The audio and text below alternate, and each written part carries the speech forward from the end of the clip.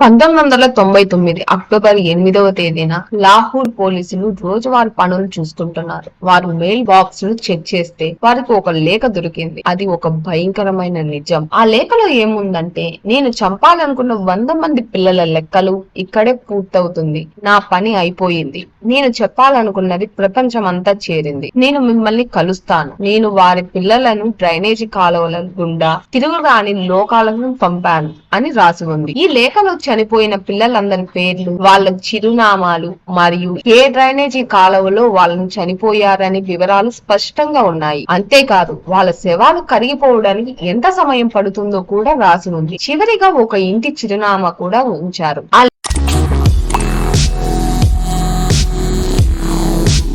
లేఖలోని చిరునామా చూసి deputy superintendent Tariq కుంబో తన అధికారులతో కలిసి అక్కడికి వెళ్లారు. తలుపులు తట్టగాని 38 ఏళ్ల జావేద్ ఇక్బాల్ అనే వ్యక్తి బయటికి వచ్చాడు. పోలీసులు అతన్ని కొన్ని ప్రశ్నలు అడిగారు. కానీ ఆశ్చర్యంగా పోలీసులు జావేద్ తో పెద్దగా మాట్లాడకుండా, ఇంటిని కూడా వెతకకుండా తిరిగి వెళ్లిపోయారు. వాళ్ళకు అది ఎవరో చేసిన అల్లరి పని అనిపించింది. ఆ వ్యక్తి ఎలా చంపగలడు, అది కూడా 100 మంది పిల్లలను అని పోలీసులు దాన్ని సీరియస్ గా తీసుకోలేదు. కానీ 1999 నవంబర్ 22న దైనిక్ జంగ్ అనే ఒక పెద్ద వార్తా పత్రిక ఆఫీస్ కు ఒక ప్యాకెట్ వచ్చింది. అప్పటి క్రైమ్ రిపోర్టర్ షిఫ్టీ సాహెబ్ కు అది అందింది. ఆ ప్యాకెట్ ని తెరిచి చూస్తే అందులో పిల్లలందరి ఫోటోలు, వాళ్ళ అడ్రస్లు, వాళ్ళని ఎలా చంపారు మరియు ఏ డ్రైనేజీ కాలువలో వాళ్ళ శవాలను వేశారని వివరాలు ఉన్నాయి. ఆ లేఖలో ఇలా ఉంది: 100 మంది పిల్లలను చంపాలని నా లక్ష్యం పూర్తయింది. ఈ పిల్లలందరి ఫోటోలు మీకు ఒకే చోట దొరుకుతాయి. నేను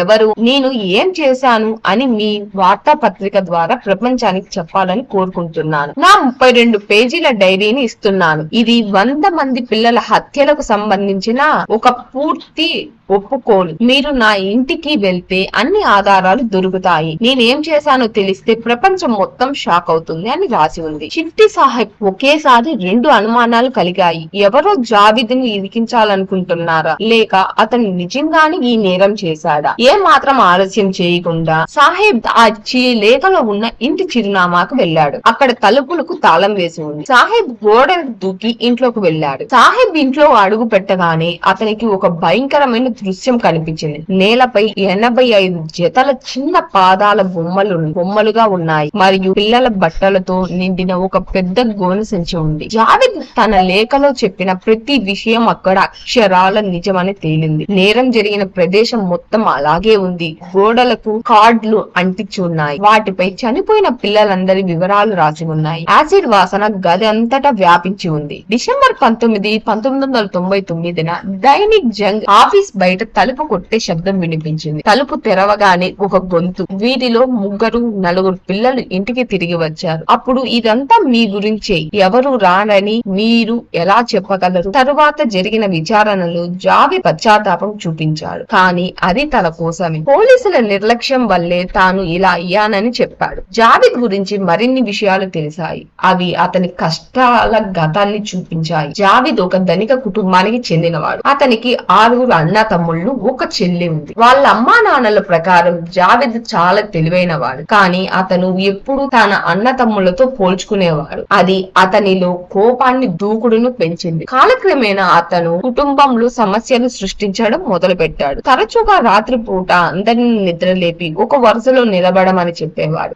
తనను కావాల్సినవన్నీ బలవంతంగా తీసుకునేవాడు. తల్లిదండ్రులు వద్దంటే తనను తానే హింసించుకునేవాడు. కాలేజీ చదువు తర్వాత వాళ్ళ అమ్మా నాన్నలు అతనికి ఇనుము వ్యాపారం పెట్టడానికి అనుమతినిచ్చారు. అతను అక్కడ పిల్లలను పనిలో పెట్టుకునేవాడు. పిల్లలకు తక్కువ జీతం ఇవ్వచ్చు కాబట్టి. కానీ దీని వెనుక జావేద్ కి వేరే ఉద్దేశం కూడా ఉంది. లాహోర్ లోని దాతా దర్బార్ ను జావేద్ తన వేట ప్రదేశంగా ఎంచుకున్నారు. అది ఒక పుణ్యక్షేత్రం. అక్కడికి లక్షలాది మంది పిల్లలు ఆహారం కోసం వచ్చేవారు. బస్టాండ్ వద్ద అతనికి కొంతమంది పిల్లలు దొరికేవాళ్ళు. వాళ్ళకి ఆహారం పెట్టి ఆశ్రయం ఇస్తానని చెప్పి తన ఇంటికి తీసుకువెళ్లేవాడు. జావేద్ జీవితంలో ఒక ముఖ్యమైన తలుపు అప్పుడే వచ్చింది. అతను 18 ఏళ్ల అబ్బాయిని దాదా దర్బార్ నుండి తనతో తీసుకువెళ్లాడు. ఆ రాత్రి జావేద్ నిద్రిస్తున్నప్పుడు ఆ పిల్లవాడు లేచి గన్ పిడితో జావేద్ తలపై కొట్టాడు. జావేద్ తల నుండి రక్తం కారడం మొదలైంది మరియు ఆ ప్రాంతం అంతా కేకలతో నిండిపోయింది. పొరుగు వాళ్ళు పోలీసులకు చెప్పారు. విచారణ తర్వాత జావేద్ పై అత్యాచారం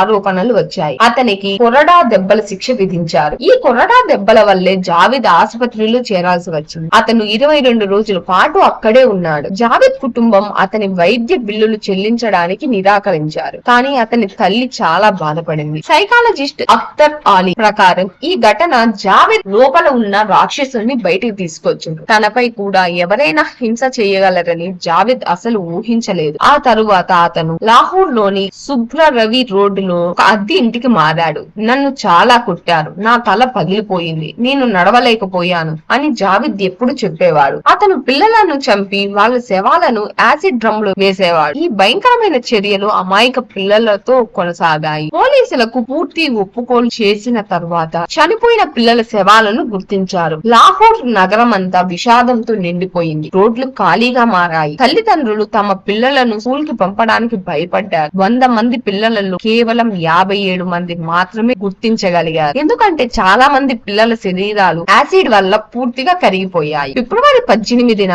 జావేద్ పై కేసు పెట్టారు. అతనితో పాటు అతని ముగ్గురు స్నేహితులు సాహిద్ కు 686 సంవత్సరాలు, నదీం కు 186 సంవత్సరాలు మరియు కేవలం 13 ఏళ్ల సాబిర్ కు 42 సంవత్సరాల జైలు శిక్ష విధించారు. ఆ సమయంలో జావేద్ 20 మంది తన ఇంట్లోకి వచ్చిన పిల్లలను చంపారని, తాను ఏమి చెయ్యలేకపోయానని చెప్పాడు. మార్చి 9న అతను మళ్లీ తన మాట మార్చి తాను ఏ పిల్లవాడిని చంపలేదని, ఇది కేవలం ప్రచారం కోసమే చేశానని, ప్రసిద్ధి చెందడానికి ఇలా చేశానని చెప్పాడు. అయితే కోర్టు అతని మాటలను నమ్మలేదు. అప్పటి జడ్జి అలాం బక్ష్ రంజా మీద దేశం మొత్తం ఒత్తిడి పెరిగింది. లక్షలాది మంది ప్రజలు మాకు న్యాయం కావాలి అంటూ రోడ్లపైకి వచ్చి నిరసన తెలిపారు. అలాం వారి మాటలను విని పాకిస్తాన్ చరిత్రలో ఇంతకు ముందు ఎవరికి ఇవ్వని కఠిన శిక్షను జావేద్ కు విధించారు. ఆ తీర్పు ప్రకారం జావేద్ ఇక్బాల్ ను అతను చంపిన పిల్లల తల్లిదండ్రుల ముందే చంపాలని, అతని శరీరం 100 ముక్కలుగా చేసి యాసిడ్ లో కరిగించి ఆపై డ్రైనేజీ కాలువలో విసిరేయాలని చెప్పాడు. కానీ అప్పటి హోం మంత్రి దీనిని మానవ హక్కుల ఉల్లంఘన అని అన్నారు. పాకిస్తానీ సంస్థలు మాత్రమే కాదు, బయట దేశాలు ఎన్జిఓలు కూడా దీనిపై గొడవలు చేశాయి. జావేద్ తరపున లాయర్ పై ఒత్తిడి పెరిగింది. చివరకు అతను రాజీనామా చేయాల్సి వచ్చింది. కానీ ఈ కేసు అప్పటికే ప్రజల్లోకి వెళ్లిపోయింది. ఇంకా వెనక్కి తగ్గడం కుదరలేదు. ఈ కథ చివరికి వస్తుంటే మరిన్ని ప్రశ్నలు పుట్టుకొచ్చాయి. 2001 అక్టోబర్ 9న సాహిద్ మరియు జావేద్ ఇక్బాల్ ను జైలులో పూర్తి భద్రతతో ఉంచారు. కానీ ఒక రాత్రి తర్వాత భద్రతా అధికారులు అక్కడికి వెళ్లినప్పుడు సాహిద్ మరియు జావేద్ తమ చొక్కాలతో ఉరి వేసుకొని ఆత్మహత్య చేసుకున్నారు. ఇద్దరు నేరస్తులు ఒకే సమయంలో ఒకే పద్ధతిలో చనిపోవడం మరియు ఆ సమయంలో సీసీటీవీ కెమెరాలు ఆగిపోవడం, గార్డులు నిద్రపోవడం, ఇవి వారు ఆత్మహత్య చేసుకున్నారా లేక వారిని చంపేశారా అనే సందేహాలు కలిగించలేదా? పాకిస్తాన్ లో ఎప్పుడు ఇలాగే జరుగుతుంది.